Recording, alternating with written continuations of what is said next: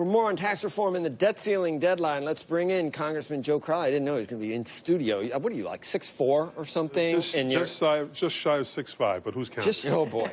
Anyway, I'm going to be, I was figuring you were on a remote. I was really going to grill you, but... but you're big, and you're in studio, so never mind. I can handle Joe. I'm okay. So we agree on a lot of things. The one thing to talk about, because this... all we're focused on is what's happening in Texas, Louisiana, and the Gulf. One of the things in it, there shouldn't have been any politics, probably, being talked about in light of what's happening, but it was. And what it was about was that a lot of the Texas politicians didn't vote for Sandy relief. They say it was because it was filled with pork. And then you had Governor Christie on some radio shows or Fox or something talking about it, and it got very political. Chairman Brady of the Ways and Means said, what is Christie doing, politicizing this? Are you still mad at Texas for not... What I think is important to point out, a majority of the Republicans in Congress voted against the Sandy aid. So it wasn't just Texas? It wasn't just Texas, and I think that's important to point out. But look, I think... As I said back then, we have to put aside politics and really focus on the needs of the people. And I look at the television screen, I see what the suffering that's going on, and I think we just have to respond to that. But was the initial Sandy, was there politics there? Was there pork? Oh, I think there was unbelievable politics. But was there stuff in there that wasn't directly going to... No. There were other smaller disasters that had taken place in the country that, there were one-offs and couldn't do one at a time, so we put them all together. I just think there was a lot of politics back then that was being played, presidential politics, unfortunately, that really seeped into that whole debate. I think America shines best when it responds to these disasters, whether we're from New York, Texas, California, Kansas, wherever we are. We're Americans first, and I know I speak for all the folks in Queens and the Bronx I represent. We want to help these people who are suffering. So you think we need a supplemental? Of course, ASAP. And I think the president thinks that too. Do you think that there are Republicans that would stand in the way of that? Oh, I'm sure there still are purists who believe that unless something is fully paid for when it comes to an emergency, or they may object to the fact that big government is actually helping people. That seems to be an issue, generally speaking, for the Republican Party today. They're so anti-government that even when government is needed to help restore order, to rebuild, they may even vote against that. And government got, this time around, so far so good. Pretty good job. It has responded, but they're going to need more resources. We know that FEMA can get through the initial stages, but the level of damage, we don't even know what we're talking about yet. And people are saying it's more than Katrina and Sandy combined. I don't know what that means at this point, but it's going to be enormous. The insured losses, the point has been made again and again, are going to be dwarfed by the uninsured losses for both the people who are there and for businesses, small businesses on the ground. There's no question.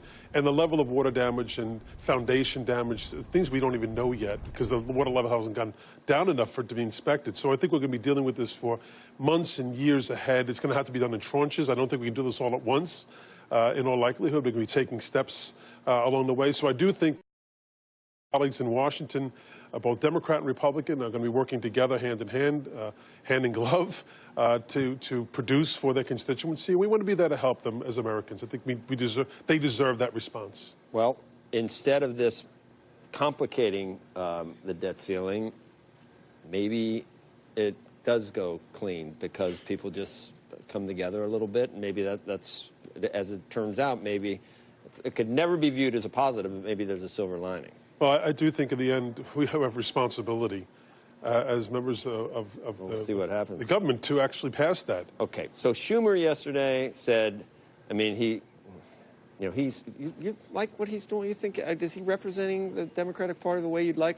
I think Chuck Schumer is a quintessential New Yorker, and I think we need a lot of that presence in Washington today. DOA, after what he said yesterday, and you immediately said, look, and I read it, and I don't know, Republicans say they want tax reform, but all they really want are tax cuts for the rich. You honestly believe half of the political class in this country isn't trying to help the economy or the middle class? They really just want to line the pockets of their buddies? Is that really what this is about, Congressman? I can only go off the statement that the president issued yesterday. What part which is a one-pager. It was entirely, how does cutting corporate taxes just line the pockets of the rich? Well, it's entirely about corporate tax cuts. Right. And the only way in which I can see getting a corporate tax rate of 15% is the only thing the president's talked about is by cutting tax credits across the board, including for the middle class and the working poor in this country. No, he didn't say he was going to do that, though. Well, there's no other way to get to 15% but to do that. Okay, philosophically, Congressman, because at this point, what I hear from Democrats, it's going to be reconciliation. That's the only thing that's going to work. There's going to be no help from you guys. They've already indicated. Okay. Wait, Joe, 3 months ago, I had a meeting with Kevin Brady, and he talked to Democrats.